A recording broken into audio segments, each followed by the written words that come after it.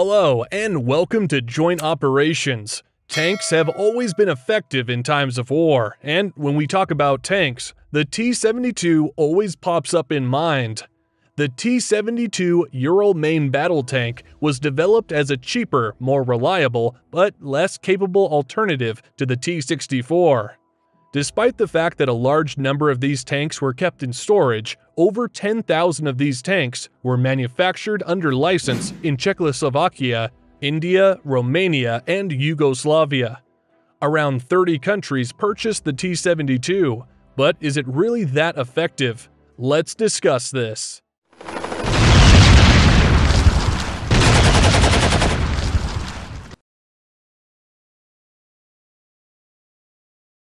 The design.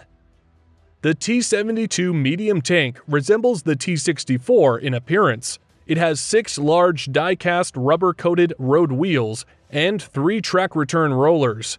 It has a drive sprocket with 14 teeth and a single-pin track with rubber-bushed pins. The IR searchlight for the gunner is mounted to the right of the main gun. The 12.7mm NSV anti-aircraft machine gun has a rotating mount and cannot be fired from within the tank. There are normally only a few small stowage boxes on the outside of the turret, and a single short snorkel is stowed on the left side of the turret. The T-72 has a larger engine compartment than the T-64, and the radiator grille is near the rear of the hull. Its design may not look promising, but it covers everything up in its working. The history. Now, the question rises, what was the reason behind its production? The T-72, which went into production in 1971, made its public debut in 1977. The T-72, introduced in the early 1970s, is not a development of the T-64, but rather a parallel design was chosen as a high-production tank to supplement the T-64. While forward-deployed Soviet units only used the T-64, the T-72 was used both within the USSR and by non-Soviet Warsaw Pact armies and several other countries. The T-72 first saw service in the Soviet Army in 1973.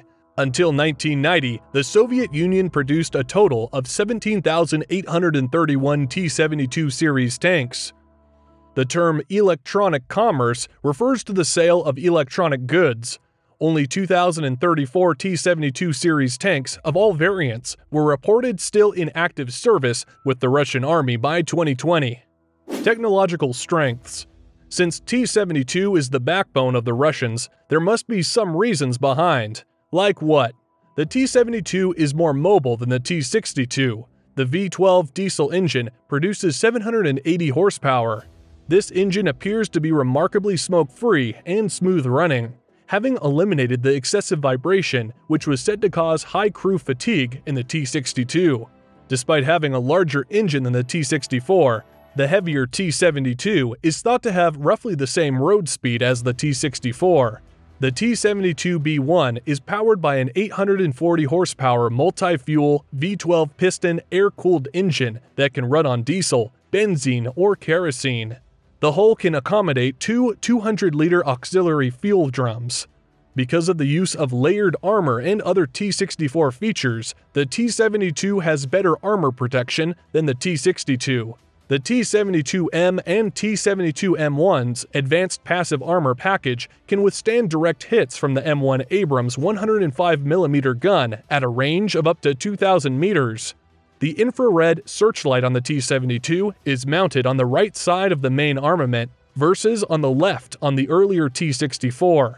The 1K1349 sight is a night sight and an ATGM launch sight. Technological weaknesses. Like everything, it has its weaknesses. T-72 tanks were once among the world's most powerful. An armada of these vehicles posed a threat to NATO in Europe. But now T-72, even with additional active armor, is easy prey for modern anti-tank systems. It's no surprise that the armed forces of Ukraine have destroyed 250 such vehicles. In fact, most Russian tanks destroyed in Ukraine are T-72B and T-72B3 variants.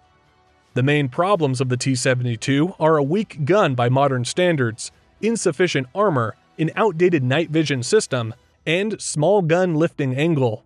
The main issue, however, is improper ammunition placement. As a result, when the T-72's armor is damaged, the tank loses its head, a clear thing along with the crew. Current military service. The T-72 saw extensive service on both sides of the Russian invasion of Ukraine in 2022. The T-72B3 and the older T-72B are Russia's most common tanks. During the build-up to the invasion, Russian forces installed improvised steel grills on top of the turret, dubbed "cope cages" by some commentators.